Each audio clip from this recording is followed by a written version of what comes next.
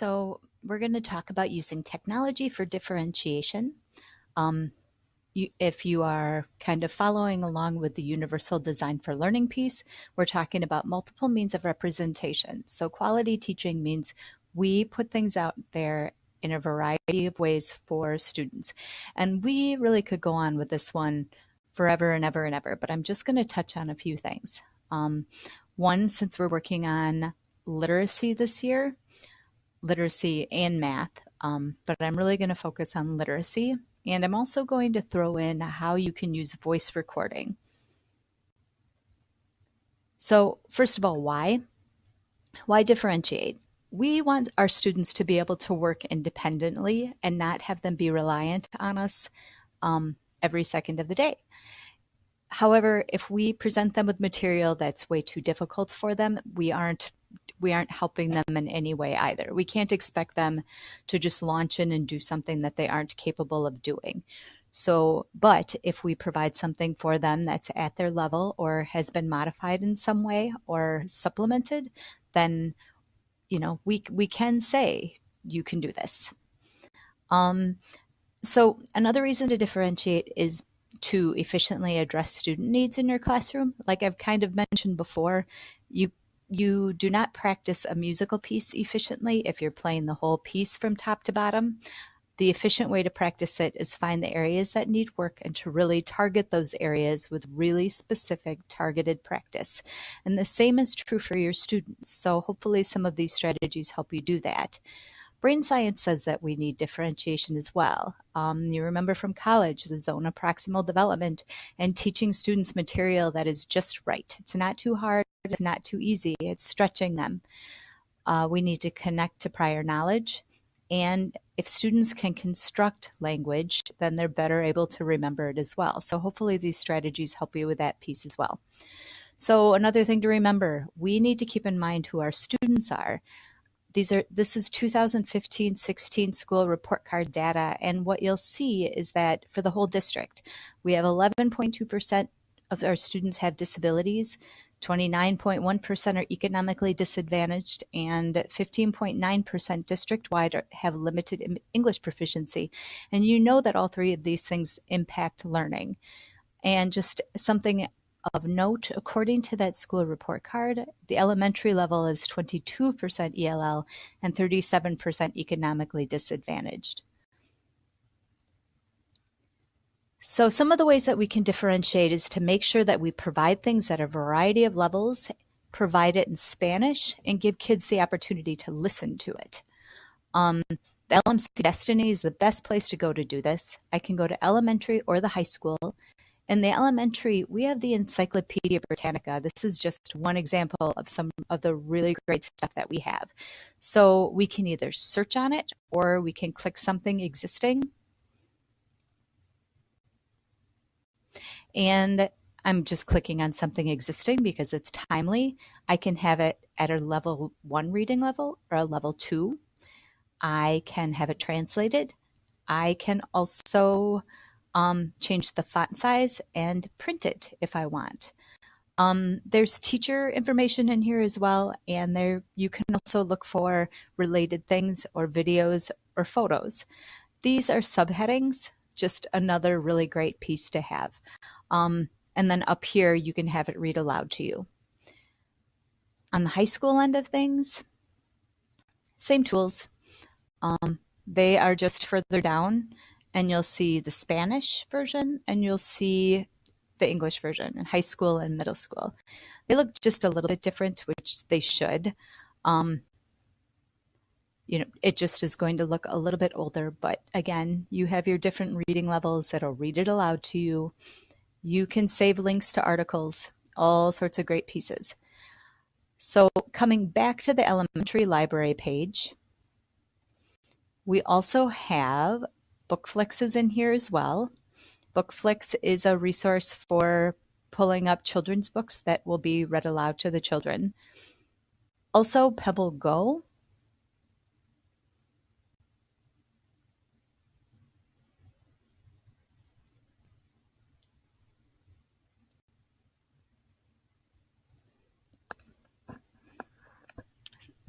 So the Pebble Go Science and Pebble Go Social Studies are right on this page. And these are fantastic little kids' activities.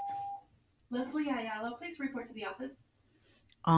They can click and it'll read these things aloud to them. It's all recorded. So for very small children doing research projects, Pebble Go is pretty neat. News ELA is fantastic and has content for social studies and science.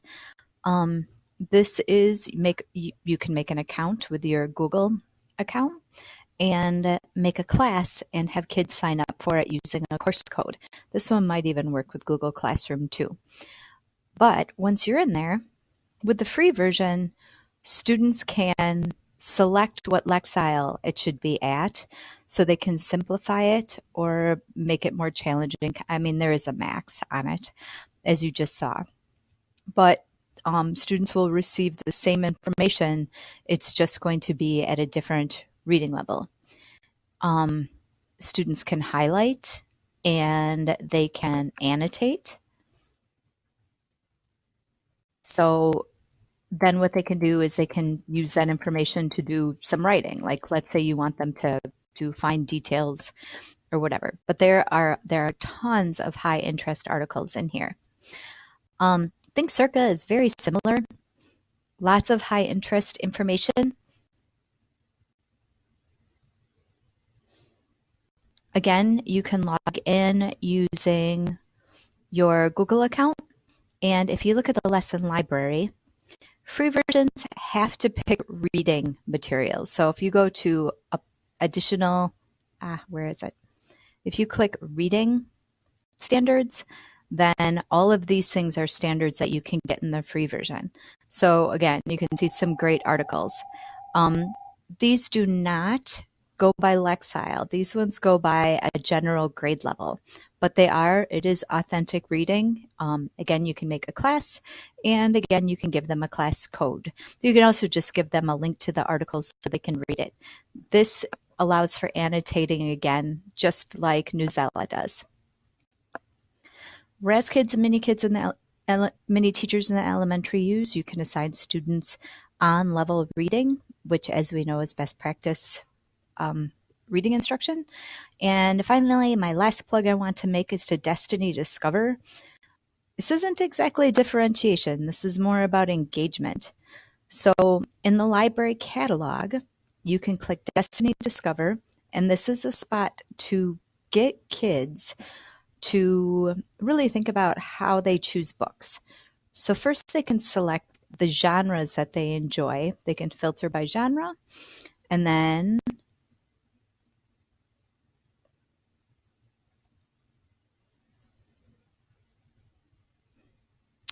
this is very unusual, but we'll leave it for now. They can filter by genre, and then they can actually filter by Lexile. So they're thinking about what they're interested in first.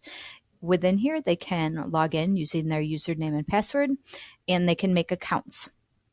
Or I'm sorry, not make an account. Log in using their username and password and save lists of books so they know exactly what they're going to read next when they go to the library. Again, you'll notice that most of these resources are available in Spanish, and most of them have a read aloud function as well. So another way to help modify work for your kids. Voice Recorder Pro is an app that you can put on your iPhone, and I believe there's an Android version as well. It's on nearly all of our iPads here. Voice Recorder is cool because it actually saves directly to Google Drive, or you can just save it to the device itself. If you save it to Google Drive, then you'll have a link that you can attach to whatever, so that the student can just click the link in a Google Doc, for example, and hear maybe you reading the material to them or you speaking in Spanish, whatever the situation may be. Voice files are smaller. Too, that's something else to think about. So they upload much more quickly, and which that upload piece is much easier than video. Talk and Comment is an app that I'm working on, an extension that I'm working on getting made available to us. Kaizena was an app that was recommended to us previously for leaving voice feedback in Google Docs, and Kaizena does not work the way it used to at all. It's kind of crummy. So Talk and Comment is an alternative, potential alternative that I found.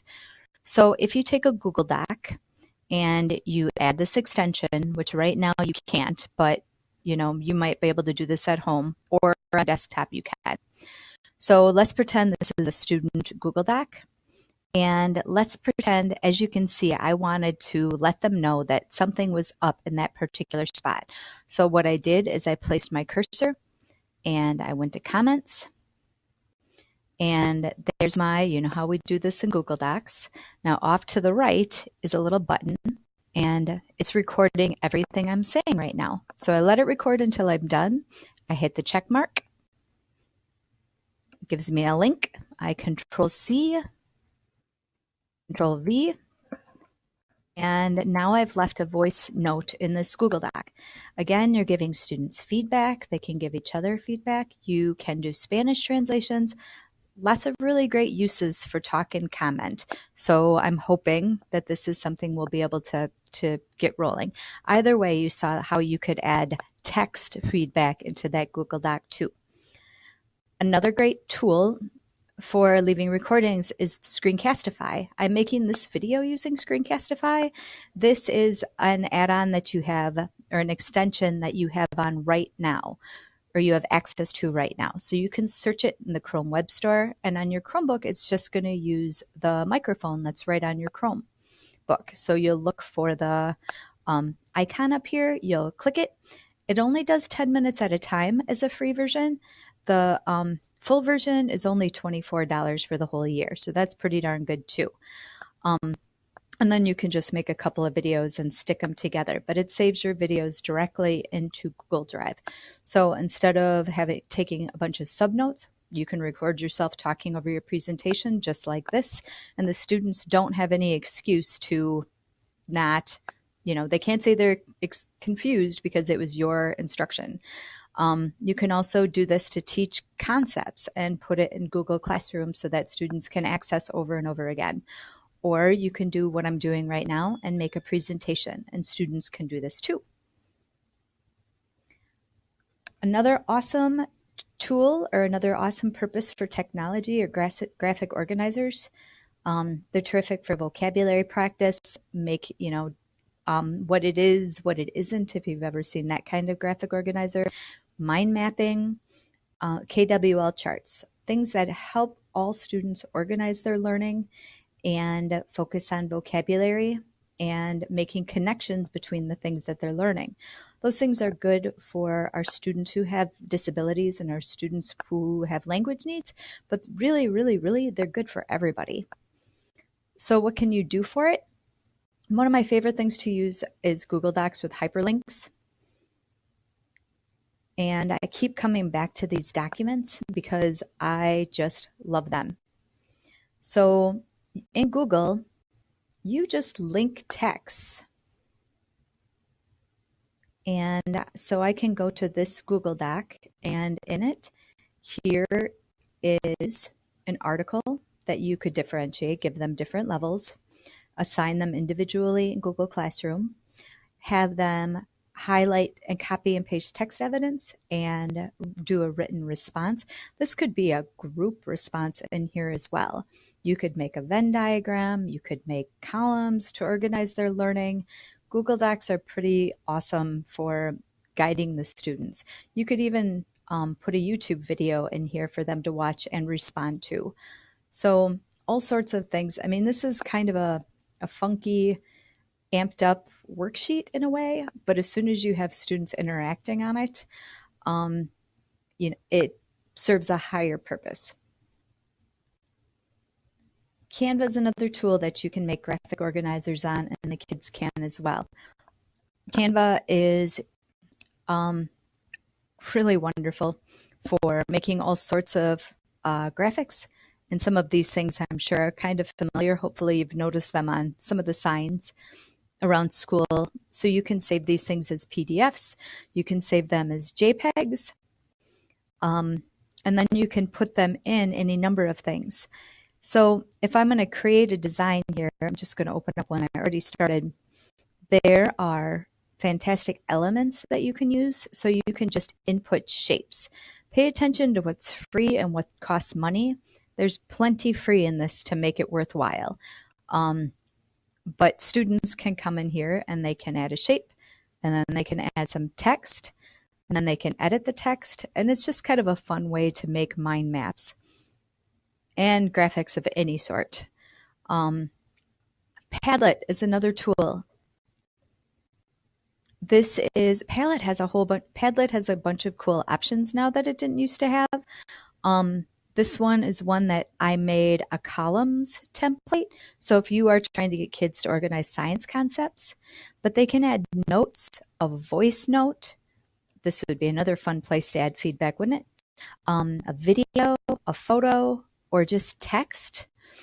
And this can be kind of a collection piece for them to save up ideas or to organize their learning. It's pretty neat. Students can collaborate to use it as well. So you're wondering, we're going to get all these links and have all of these voice recording pieces and have all of these differentiated articles. So now how do you get this stuff out to your kids?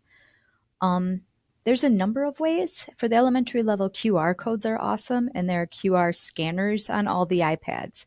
That's a wonderful way to get kids access to things. For anybody in second grade on up, Google Classroom is awesome, and they can figure out how to use that too, especially if they're on a Chromebook where once they log in once, it logs into their classroom automatically. You don't have to type that password in 14 times, more that email address.